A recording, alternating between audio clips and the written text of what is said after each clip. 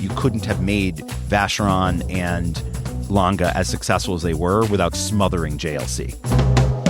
This is Open Work, a look inside the watch industry, a podcast from Collective Horology. I'm Gabe Riley, co-founder of Collective.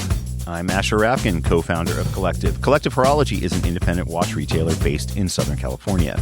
We carry a wide range of independent brands, including Chapek, Sartori Biard, Renault, Tixier, and more. To learn more about us and check out our available inventory, visit collectivehorology.com. We had an interesting conversation about watches changing hands a little while ago, and one brand in particular. Brands changing hands. What did I say? Watches changing hands. We also have suppose technically the watches are changing hands. Yeah, well, we have plenty of those conversations too. Indeed.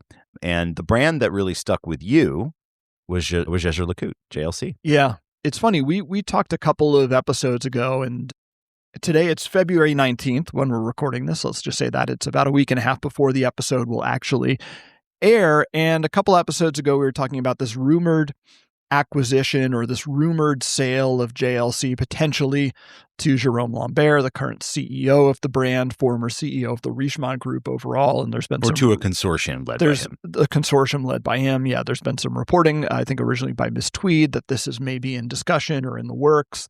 And we talked about it. And, you know, it got me thinking, like, JLC is not a brand I knew really a ton about or was ever really all that interested in. It's not my lane of collecting. I kind of more associate them with dress watches and complicated watchmaking. They were my first fine watch that I bought. Well, I want to talk to you about that because it's just not a brand I was super familiar with. And I sort of was like, well, I need to research JLC a little bit. I realized that it was this huge blind spot for me in not just from an industry standpoint, but just as a collector and a watch enthusiast, because certainly I know it's a brand that looms large and has a long and storied history. It goes back to the 1800s.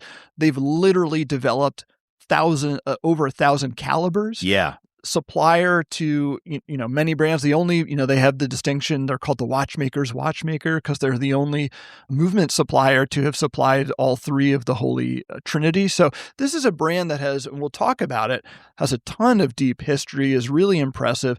It's also a brand that doesn't just loom large in the mind of enthusiasts, but really loomed large in the industry itself. So at one point, when JLC joined the Richemont Group along with IWC, they had been in a separate group before that with JLC, IWC, and Lange as well, and they joined Richemont. So in the early 2000s, after joining the Richemont Group, JLC was the number one watch brand by sales in the Richemont Group.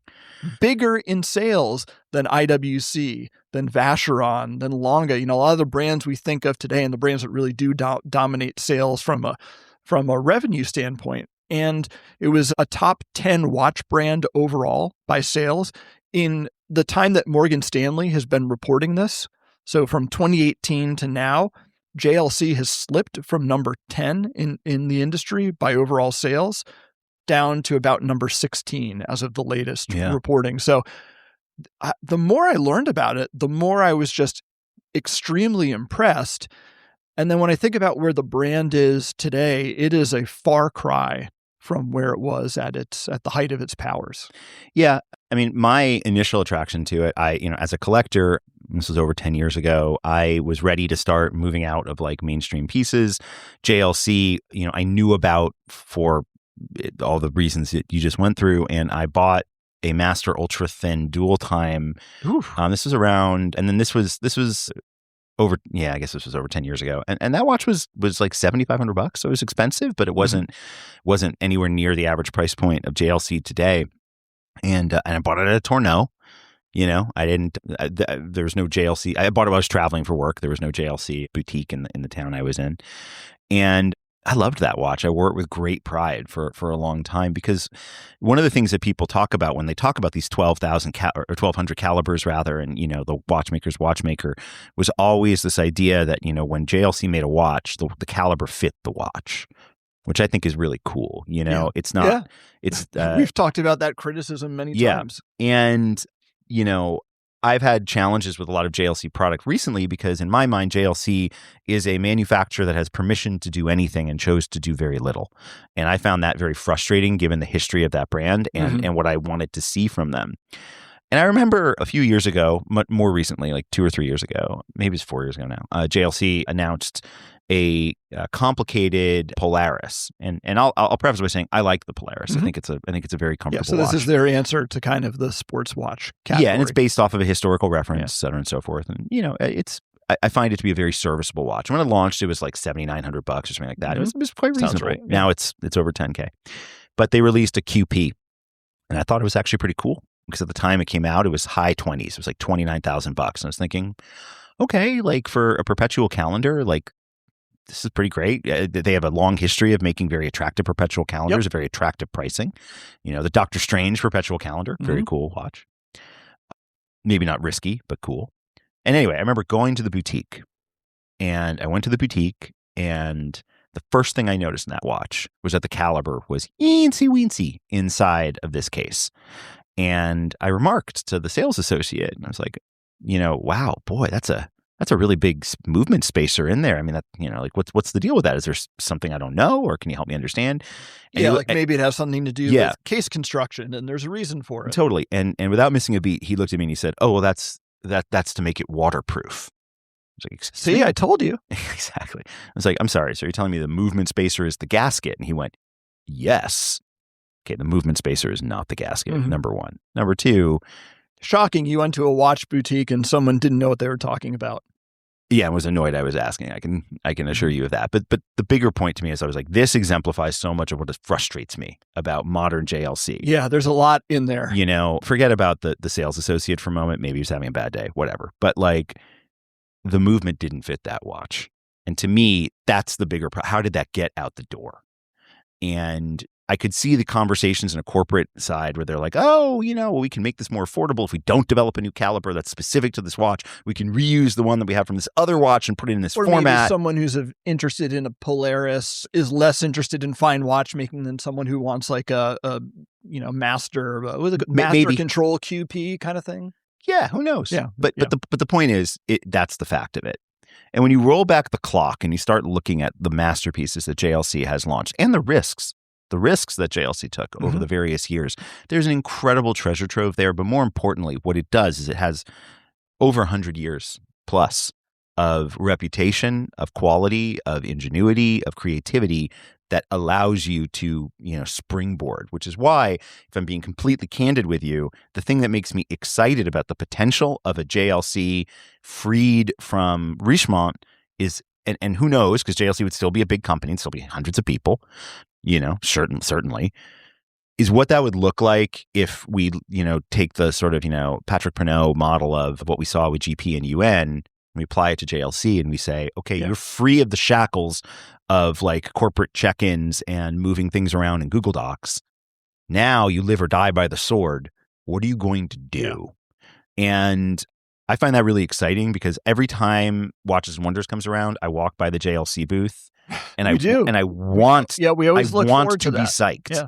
And this isn't to dismiss the fine watchmaking or the métier d'art or the things that are in there. It's still impressive. Like when I was prepping, but it doesn't grab me. Sure, but when I was prepping for this episode and when we were working in the last episode where we touched on JLC, I remember I went to their press room and I'm going through their novelties. And there's a lot of extremely impressive watchmaking and métier d'art and things that happen at JLC that don't see the light of day, that no one's paying attention to, which I find, and I think part of that is, look, they're stuck in Richemont Group and they're very much managed relative to Lange and Vacheron, and those brands need to have a lane, need to be known for things. And so I think you're right. Being unshackled would allow them maybe to spread their wings a little bit more, put a little bit more attention on the fine watchmaking. But we do know what it would look like if JLC was unshackled and was run under a leader who has a very clear direction for the brand, because that's what happened in the 1980s. And I think it was about 1978 when Jaeger was acquired by the VDO Group, which was apparently a German automotive conglomerate, and they acquired JLC, actually from Favalubra. JLC and Fable Lubra were sister brands. They acquired JLC and IWC and built this group. And who ran this watchmaking group of IWC, JLC, and eventually Lange? It was Gunter Blumlein, Yep. a legendary CEO, a visionary CEO, the guy who kind of set the template for the modern luxury watch group. Absolutely. And he led JLC through its renaissance. So, most people think about JLC as being identified with the Reverso. Well, the Reverso was a watch that was out of production for decades. The Reverso was brought back under Blumlein, and in the 80s, and then in the 90s was when they started introducing complications to the Reverso. So 1991 is when we got the first complicated Reverso. And from there, amazing things have been done with the Reverso. And the Reverso is now kind of known for its complications. And this is these are watches, these complicated Reversos were winning awards at the GPHG in the early 2000s. I mean, this is a brand that was on top, not just from a sales perspective, did this brand dominate the Richemont Group portfolio, but from a watchmaking and industry laurel standpoint, it was at the height of its powers. Oh, a young Max Busser was working on product there. Great point. And I think a lot of people today might scratch their head and be like, Max Busser worked at JLC, but in the context of the time, it certainly that was the place to be. That was the place to be, and it certainly makes sense that a visionary talent would come out of that organization. And so JLC does have a moment in its history where it was removed from a situation that maybe wasn't the best for it, put in the hands of a leader who had a vision for the brand and differentiated it. And yeah, it was managed alongside IWC and ultimately Lange, but still allowed to spread its wings. And I think a lot of people sort of trace the decline of JLC to Gunter Blumlein's death. He died in the early 2000s, right around the turn of the century. And, not soon thereafter, it was really in this period from maybe the 2010s to where we are now, where JLC started to begin this decline in relevance and in commercial success. So they're doing less revenue than they have. We saw an estimate, I think it was from Morgan Stanley, that showed that they went from probably at their height of producing about 100,000 units a year to 79,000 units last year. The average price point has gone up, to your point, but the revenue hasn't grown with it. So a lot of brands will push price point up, lower volume. We've talked about how AP has managed to do this. We've talked about how Rolex has managed to lower volume but increase market share. Well, that bet hasn't worked for JLC. And I think a lot of it is they haven't been allowed to spread their wings. So when you make the point of it might be nice to see them unconstrained, I think you're right. And history has an analog there. Yeah. And look, the other thing I'll say about this before we look back a little bit more is I actually think that they've, they think they have created a monster in the Reverso. And I don't think that they have as much of a monster there as, say, AP does with the Royal Oak. No. And what I mean by that is the Reverso is, of course, synonymous with JLC. Mm-hmm. Absolutely. But there's a lot more going on at JLC that people are attracted to, curious about, and interested in than just the Reverso. Well, it's part of the reason they've been able to make the Reverso such a thing is because of all the watchmaking capabilities they have. Well, yeah, and it also Reverso is one of can be so interesting on such a canvas because they know how to do very impressive things. It's also a very unusual format. I mean, there's not. I mean, but it's a polarizing format. It is, but the Polo watch is also it's a concept. It's been out there. Mm-hmm. Other people make others have done it. Totally. Cartier has their own version of that, for example, in the tank. That's different mechanism, but same general idea.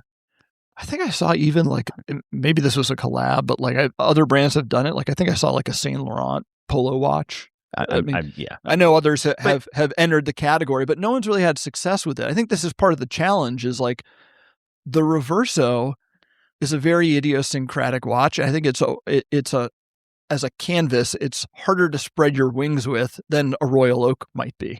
Yeah. And I think if we look at the last 40 years of the brand, for example, there are moments where we see cultural relevance here. And it's interesting, whenever I see Lenny Kravitz. Well, at the time, yeah. Well, no, he's recent. The Lenny Kravitz thing. So he joined as a brand ambassador a couple of years ago. And it's when you're adding Lenny Kravitz, You really wanted to get away from music, huh? and look, I shout out to Lenny Kravitz. Lenny Kravitz went to PS6, which is the elementary school I went to in New York City. Yeah, he's like the most famous. What were you doing playing drums for me? Yeah, I could have been Lenny Kravitz. No, but when you're signing Lenny Kravitz as your cultural ambassador in the 2020s, like you've lost the plot. I mean, these were the Reverso was on the wrist presenting the Rick Moranis edition. I believe it goes back to even the 1989 Batman. It does, but through the Dark Knight, like the Reverso was Batman's or Bruce Wayne's. Literally, the Bruce Wayne is the Reverso. Yeah, but yeah, that's funny. But the thing about that is that also tells you two things, right? I mean, before product placement, integrated marketing became such a thing, a lot of the reason why some of those choices were made because they were like indicative of the individual, right? So what did it tell you about JLC? It said that this eccentric, billionaire made the choice to wear a JLC. Today, it's also a metaphor for Bruce Wayne and Batman. The Reverso for sure, 100%. Personality, yeah. I hadn't thought about that. Yeah. That's a good one. So there is a little poetry to it. All right, fair enough. Doctor Strange, more modern example, Benedict Cumberbatch's character wears a JLC, but I think that was more of a try than because that's more traditional integrated marketing, where he goes to his watch box and what does he select? The JLC, versus just Bruce Wayne. This is his watch. What do you think Batman would wear today? I haven't really kept up with the franchise ever since the Christian Bale. I think he'd be like a Peterman Bedat guy. Maybe. Because I feel like he'd be like really into something like super awesome, but like very esoteric. Like if we think of the Christian Bale era of Batman, like he'd be into something like very, very, very impressive and kind of cool, but low key, Mm-hmm. I don't know. Yeah, I have no idea. I remember a couple of years ago, a brand proudly declared to me, they're like, we're working on our brand positioning and we want to be really clear about what we stand for. And they're like, I think we've figured out what we stand for and who we are and how we describe our brand in one sentence. We're the thinking man's watch. And I remember saying to them, you don't want to be the thinking man's watch. JLC is the thinking man's watch. And like, you don't want to be in the position that brand is in. Like, it's just not good enough. Like I think for us as enthusiasts, for instance, the idea of the watchmaker's watchmaker is interesting and carries some cachet, but it's very inside baseball. What does the watchmaker's watchmaker mean to the average person who's walking around the Topanga Mall with, a few $1,000s burning in their pocket looking to buy a nice watch? It's just too inside baseball. And I think this is one of the areas where the brand has really struggled, maybe beyond the Batman thing, is like having some cultural cachet. I think the problem with JLC at its core in the last few years is boiled down to being part of the Richemont Group. Richemont, when they decided to look as a, to structure their brands hierarchically, similar to the way that we see that in other luxury holding groups. They don't seem as parochial. They're not as parochial about it, but they're still doing it, Who, like, if you think about how you segment clients, I see who they're talking to. Like they're sort of like Vacheron, they've sort of positioned successfully, I think, as the kind of like, super upscale nightlife kind of watch. Like it's the watch you wear to, uber luxury, but also like there's like a little bit of flair to it. You know what I mean? Like, sure, the watchmaking is there, but it's uber luxury, whereas like Lange is more like haute horology. Oh yeah. Like, but we'll hold that thought for a second. So like, when you look at like the design of the modern Vacheron boutiques, the one in New York is a great example of this, it almost feels like a modernist take on like the Roaring 20s. It's like it's very celebratory but wealthy. It's not ostentatious, but it's got a little bit of a flair. Beautiful. Great space. Yeah, but the space, but also the watches. So like that's where they've positioned that brand. It's like, and I think the tagline is like one of not many. Yeah, like they're really trying to suggest to you that like not only is this quote unquote rare, but it signals something about you in a way that is clearly defined. Mm-hmm. Okay, so that's them, right? It's their peak luxury experience within their watch brands. Well, I would disagree with that. I would say that's Lange. Well, yeah, but I think Lange doesn't position itself around luxury, like 57th Street luxury, the way that Vacheron. There's a reason Vacheron's boutique is on 57th Street in Manhattan. And and Lange is on 68th or whatever. Exactly. Because Lange's old money. Yeah. And if we're going to use broad sweeping terms, like Lange is for the individual, the way that they're positioning. It's the thinking man's watch. Well, I think no. I think it's for somebody for whom they're seeking the absolute finest. Yes. And this is how they're positioning it. Price is not an issue. This is how we're structuring it. We will make the best watch that we can imagine for you. Exactly. Which is this is what I would say. It's like Lange is haute horology. Vacheron, in terms of how they position and manage the brands, yes. Vacheron is like high luxury. Yes, 100%. Yeah, there you go. And then you've got JLC, which isn't either of those things in its positioning. No. Not talking about the watchmaking, talking about the positioning. So, but here's the weird thing, though. They've managed to mess this all up because they've moved JLC. The numbers bear this out. Yeah. As we've said, the average price per unit has gone way up. And Morgan Stanley and Lux Consult, who track this, have tracked that JLC's price increases in the last few years have actually, everyone's had price increases. Their price increases have outpaced the rest of the industry. So what's happening here is simultaneously, Richemont is trying to move this brand up market, right? Mm-hmm. From where it's been historically. Like your point is a good one. For a lot of people, JLC occupied this really nice sweet spot between like a Rolex and a Patek Philippe, right? Where it was like, this is real watchmaking, fine watchmaking, legit watchmaking for someone who wants something more interesting and more refined than a Rolex. With history and all that, but like isn't into like Patek spending territory or all that sort of stuff. Like they really occupied this kind of open lane. But now they've been pushed into, from a price standpoint, into more of like a haute horology price positioning, but they're also not allowed to have a voice there from the group. It's very weird. It's like, why are you forcing them into a lane that you won't even, from a price standpoint, that you won't let them occupy from a brand positioning standpoint? But we see this. There's examples of this throughout every industry, right? The JLC is the New Yorker of Condé Nast. And what I mean by that, I always thought of them as the Atlantic. What I made that up. No, I mean the Atlantic is actually firing on all cylinders and highly profitable apparently right their now. business is doing quite well. And whereas the New Yorker famously does poor. They do not do very well at all. Like even though the quality of the editorial is exceptional, the history is there, the heritage is there. But the holding company Condé Nast just doesn't know what to do with it, but doesn't want to get rid of it. So they just sort of let it sit there and be whatever it is. And that in and of itself creates like this doom spiral there, lost in the wilderness. Kind of. Yeah, exactly. It's your point about having the opportunity to do anything but choosing to do nothing. Right. So like the New Yorker stands for or stands on the shoulders of what it was, as JLC does today, but doesn't have a whole lot of vision about where it's going, which is exactly why, say, the Atlantic is doing so well, because the Atlantic righted itself, so to speak, and identified, well, this is who we're going to be in this space. Wired did this too. Like this is who we're going to be. Like the Nicholas Negroponte age of Wired ended decades ago. So like, what are we now? Okay, well, now we know what we are. We're going to set ourselves on that lane and we're going to be very successful, And in some ways, like Wired has edged out the New Yorker at Condé Nast in the same way that we've seen. Yeah, it's much more relevant. Exactly. In the way that we've seen Vacheron sort of edge out JLC at Richemont. So then one asks themselves, if we were to remove that, what would happen? So let's talk about that.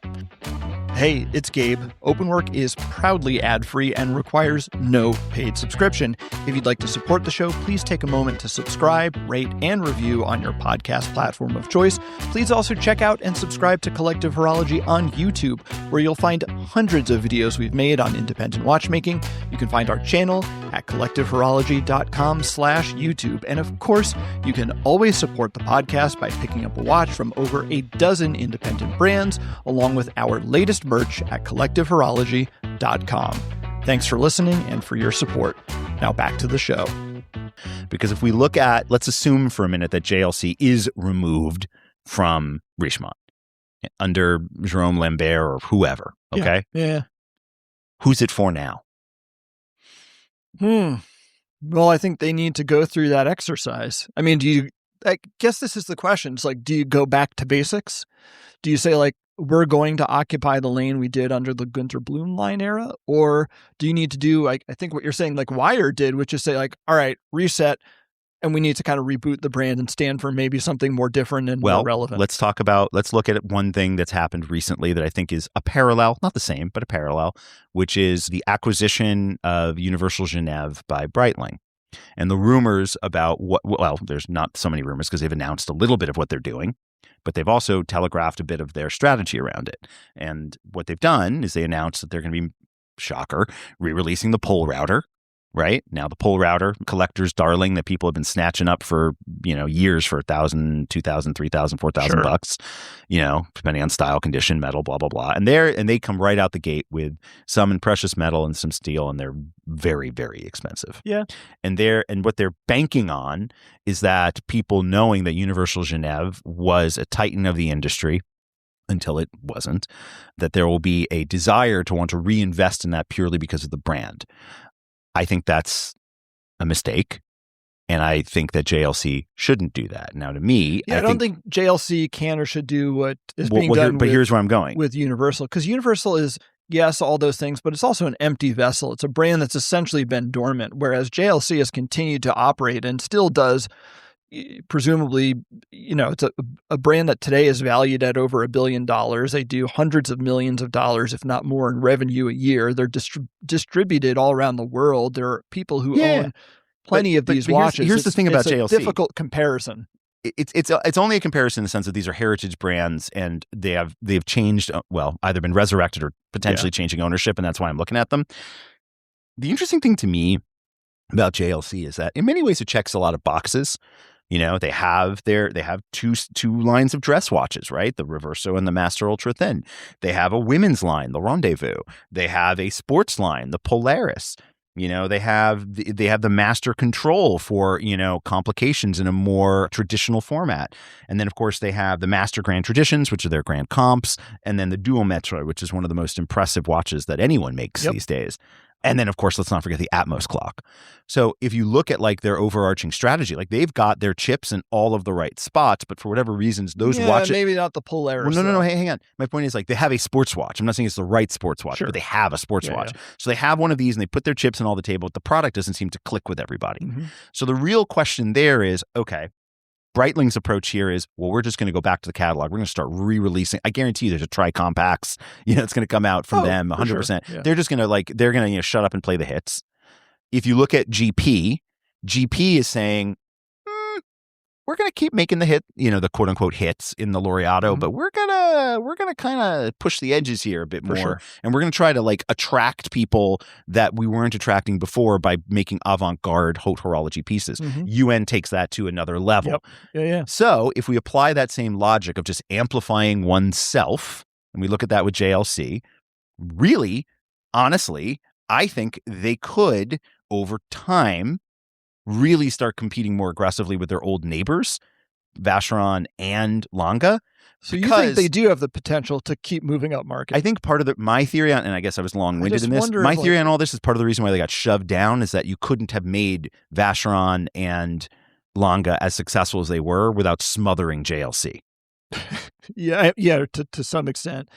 Yeah, which isn't to let anybody off the hook for some of the mistakes on the brand management side, but I also think just corporately speaking, you had to do it. Yeah, I think it goes one of two ways. I think you're right. It either goes in this direction of the reboot reset version of JLC becomes it's fine watchmaking. That's what it is. And they have absolutely the capabilities and the credentials to do it. I mean, like I said, when I was going through and researching the brand, I was blown away by the complicated and fine watchmaking they do. It's extremely impressive. And I had just forgotten that it was there. And I'm like, holy smokes, look at that and look at that finishing. It's incredible. So maybe one answer is to do what everyone else in the industry seems to be doing, which is to move up market, right? Yeah. You could say well, okay, that's true, but you're kind of throwing out the baby with the bathwater here because JLC is a major brand with a ton of great distribution. And at least in the watch enthusiast community, it looms large. It's a brand that even if people don't necessarily collect or want to collect it, it's still occupies a really It does. prized I mean, and the privileged opportunity place. for goodwill there is exceptionally Right. large. This is my point. And so there's a volume opportunity there in a way that maybe there isn't with some of these other brands. So maybe you say, like, actually the opportunity for them is to own this lane around watchmaking again in the $10,000 to $20,000 segment. And, they'll still make the complicated stuff and do all the fine watchmaking, but maybe they really need to go back to their knitting and focus on watchmaking in that lane. Because if you think about the $10,000 to $20,000 lane, it's kind of been left open now. This was the lane that 10 years ago was really occupied solidly by a lot of independents. And now a lot of the independents have moved up market for any number of reasons. And there's kind of a lane there for a brand that can offer legitimate watchmaking in a price segment that a lot of brands seem to be walking away from. Yeah, but they got to do it without the value trap, right? I mean, you've got, so both Patek, Vacheron, and Lange have all abandoned the sub 20,000 range, the 56 notwithstanding, to, like when the Saxonia Thin came out, it was an incredible $14,000. For a fair amount of time, Vacheron's entry-level patrimonies, were under $20,000, not anymore. So I think like there, and of course the Calatravas from Patek are now into the stratosphere in the 30,000. So my point is, like, if there's any brand that could move into that lane, it could be JLC. Yeah, and they could eventually bust themselves out of that after rebuilding the brand. The challenge there, of course, is that, and I don't know how to say this politely, so to speak, but the Master Ultra Thin is so on the nose for what it is. It's just not an interesting watch, and therefore it's not terribly compelling. Yeah, it looks like watch. Well, yeah, because that's what it is, right? Yeah. It is the absolute, just reductive definition of a fine dress watch, which is great, but it misses some of the flair that you get. Like a Saxonia Ultra Thin is a great example. Like, that is a watch that has some flair to it. Well, the Saxonia Thin was also, I mean, this is the brilliance of the marketing of that watch, right? I mean, it's a very simple watch.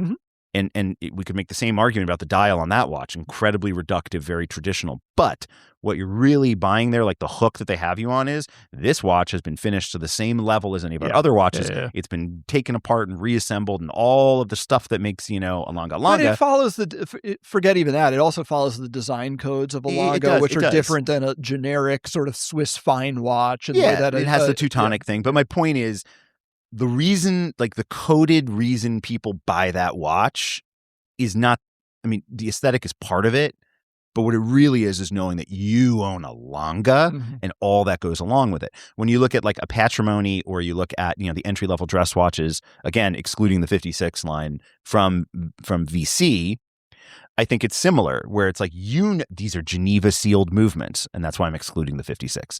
These are Geneva sealed movements. Like, there's a heritage to, like, I see the direct line from like the original ultra thin calibers from JLC to the design of these. Like, I know what I have on my, excuse me, not JLC, Vacheron. Like, I know what's on my wrist, and JLC just kind of like waffles between the two. Yeah. So they need to find that hook for them once again, about what makes a JLC so fundamentally unique. And they almost had it. They almost had it a couple of years ago with the Geophysic.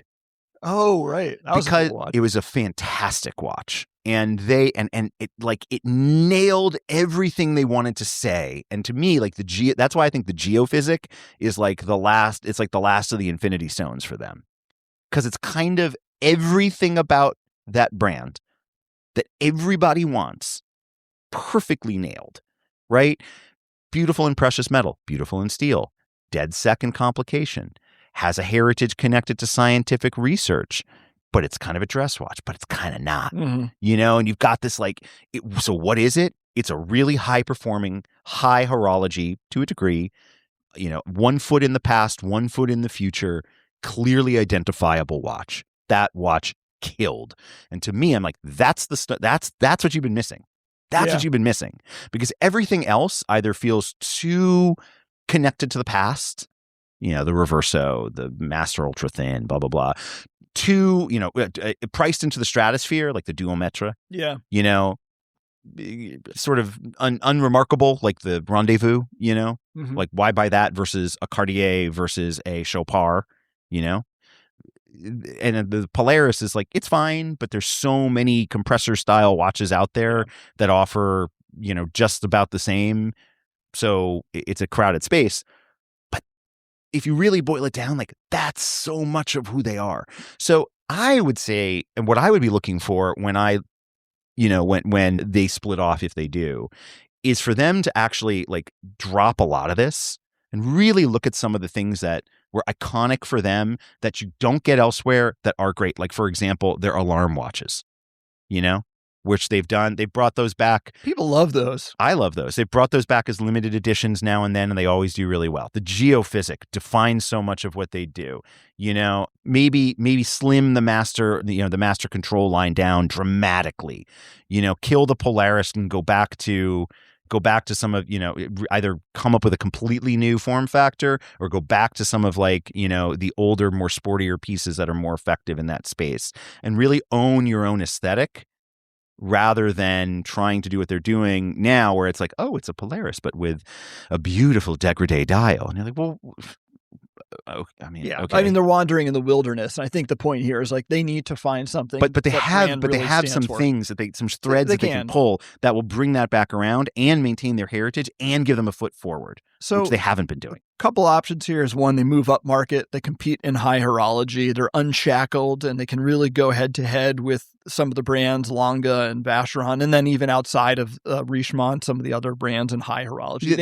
Let's call that the Urban Jurgensen move. That's one move. And to some extent, that's like a cynical move. That's the way the industry and executives are guiding brands overall, which is, and to some extent, they've been trying to guide JLC as upmarket. Another is like, no, you should reclaim the mantle of what you've always stood for, which is offering like compelling, watchmaking in a space between mainstream brands and a Patek and a Lange and a Vacheron. Like there's a lane there, and still certainly from a price positioning standpoint, there's a lane that's wide open there.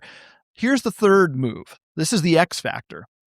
So as we've said, obviously JLC sits within the Richemont Group. I want to give you an idea of what Richemont Group's business actually looks like today, because watchmaking is increasingly being dwarfed by their jewelry business. So, jewelry maisons, namely Cartier, and I know they do watchmaking, but Cartier and Van Cleef and Arpels. Okay, their sales in Richemont's 2025 financial year. So, sales of the jewelry maisons, 15.3 billion euros. Oof. Sales of the specialist watchmakers, this is JLC, IWC, Vacheron, and so on, 3.3 billion. The jewelry business of Richemont is literally 5x the size by revenue, 5x the size of their all their watchmaking businesses combined. They also have a separate other category, which is like fashion and accessories. Montblanc is in this as well. It's 2.8 billion. So the straw that stirs the drink at Richemont is Cartier. Sure. Yeah. And jewelry. Okay. So now imagine this. These are the waters in your Jerome Lambert. These are the waters in which you're bathing, right? You're thinking about JLC, not just in the context of JLC and what it's capable of, but you're looking at the industry more broadly. You ran Richemont. You're thinking about Richemont and luxury more broadly. You look over at Cartier and you're like, hang on a second. These guys have built an incredible business off of a rectangular watch. It's a big part of Cartier's success.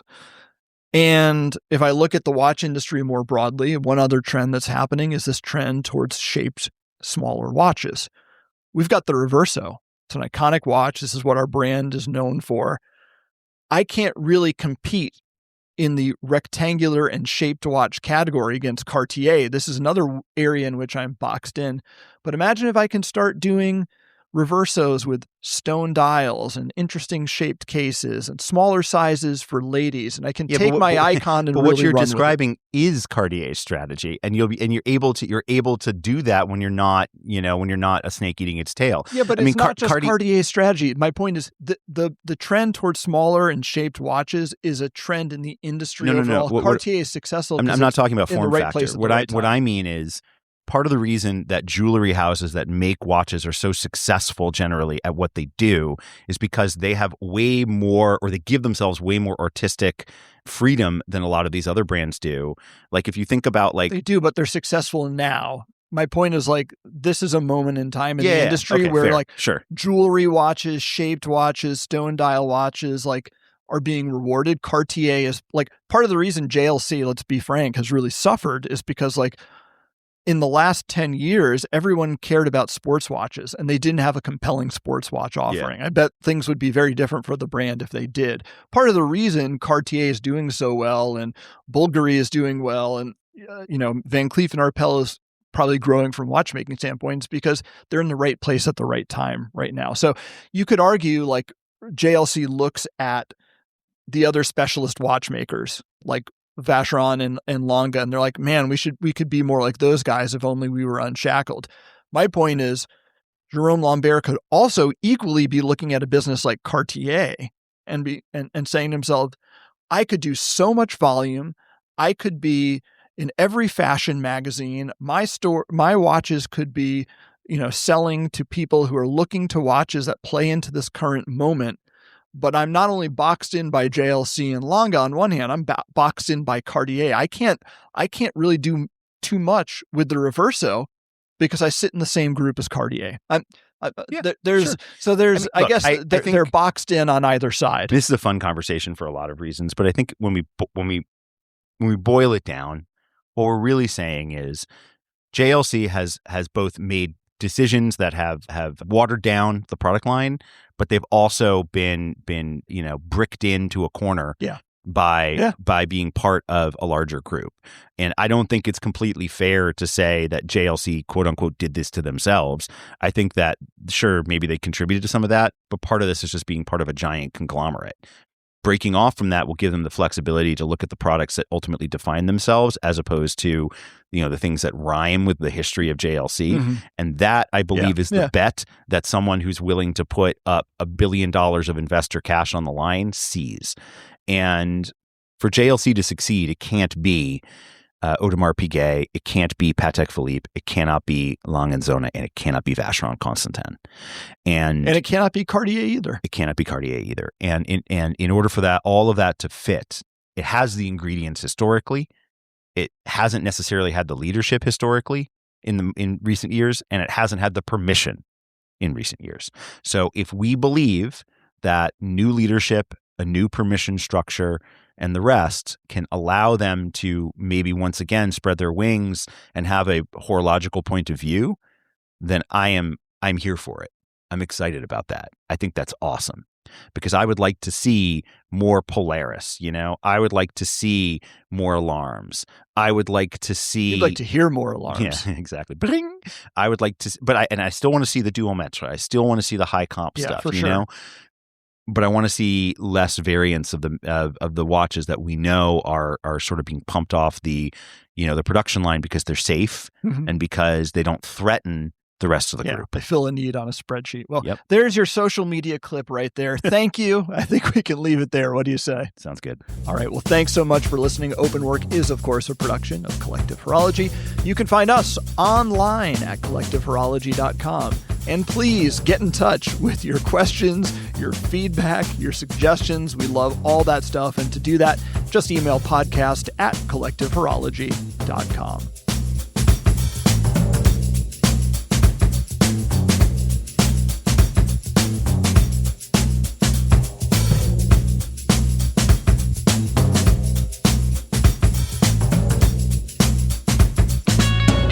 Goes to his watch box, and what does he select? The JLC.